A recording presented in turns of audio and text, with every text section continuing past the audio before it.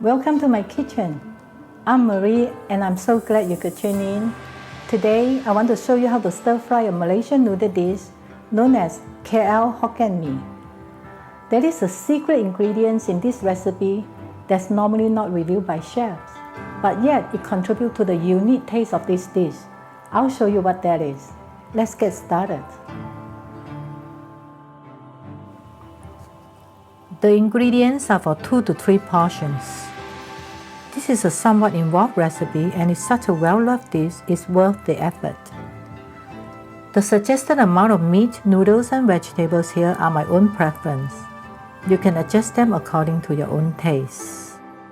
We'll use 225 grams of thick egg noodles, 1 medium-sized squid, 6 prawns, 85 grams each of lean pork and chicken, and a few slices of fish cake. We also need 70 grams of pork fat. Alright, it's time to review that secret ingredients. Dried flounder. The flounder fish will add a sweet, savory and smoky flavor to this dish. For vegetables, we'll use cabbage and choy some. For the aromatics, we'll use garlic, ginger and shallot. For sauces and seasonings, we'll use equal parts of dark and sweet soy sauce. There are no substitution for these 2 ingredients. They are what make or break the dish. We'll also add pork stock, rice wine and oyster sauce to spice up the dish. 2 teaspoons of cornstarch will be used as a thickening agent. The rest of the ingredients, such as the rice wine, cornstarch, soy sauce and sesame oil, are for marinating the meats. This makes them more tender and richer tasting. This step is optional though. You can skip it and your finished dish will still taste very good. To prepare the dried flounders, we can either grill or fry them. We'll fry them in 2 tablespoons of vegetable oil in a wok until crispy. That takes about 30 seconds on each side. After finished frying, rest them on a paper towel to absorb any excess oil. Set them aside to cool down.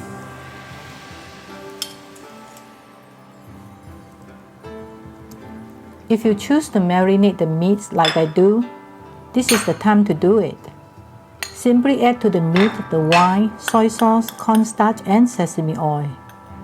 Blend evenly and set it aside for 20 minutes. Next, begin rendering the pork fat. I've cut it into 1.5 cm cubes. Using low to medium heat, cook it for about 10 minutes. While we wait for the fat to render, we'll crush the flounders in a mortar and pestle. Be sure to remove the center part of the fish bone and discard them. Set the crushed bits aside. Don't forget to keep an eye on the pork fat in the wok. The rendering is finished when the cracklings turn light brown. When it's done, drain the fat in a strainer. Save the cracklings to use in the dish and reserve about 2.5 tablespoons of lard for cooking. All the ingredients are now ready. Let's move on to the fun part. To begin, turn the stove on medium, add the lard. When the wok is hot enough, add the garlic and the ginger. Wait for about 10 seconds and then add the shallot. Cook until fragrant, then add the marinated pork and chicken. Now raise the cooking temperature from medium to high. Stir and slightly brown the meat for about a minute.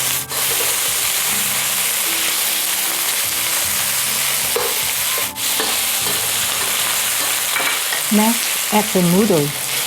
I'm not using a lot of noodles here, but there's room for more if you prefer.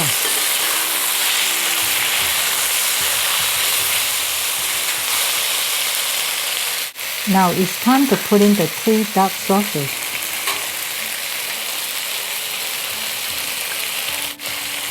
The oyster sauce, dark soy sauce, and the sweet dark soy sauce. Stir and blend everything well, about 30 seconds.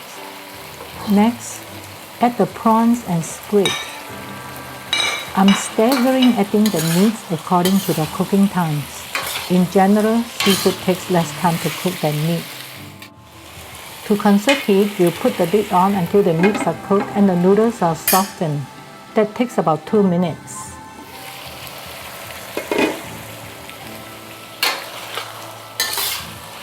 Oh, and don't forget to include the cooking wine.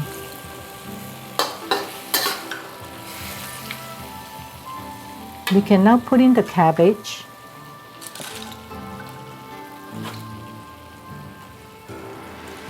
It looks like a lot, but it will soon wilt from the heat. If you have some pre-cooked fish cake, add it now. Next, add pork stock and cornstarch slowly so that the finished dish will have that signature thick, rich gravy.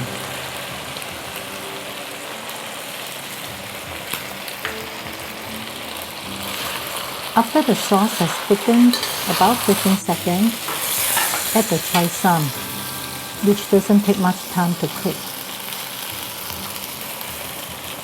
Continue stirring for another minute.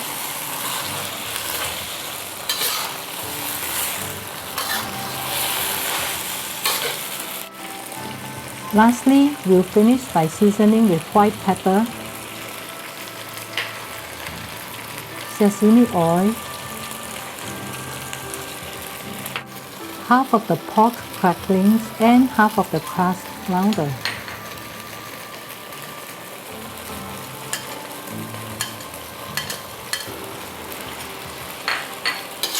Stir and blend everything evenly. Taste the noodles at this point and adjust if necessary. Turn off the stove. After plating the dish, garnish it with the remaining cracklings and crushed flounder. There you have it, a savory KL Hokkien mee. It's time for me to eat my dinner. Thank you for watching. Happy cooking!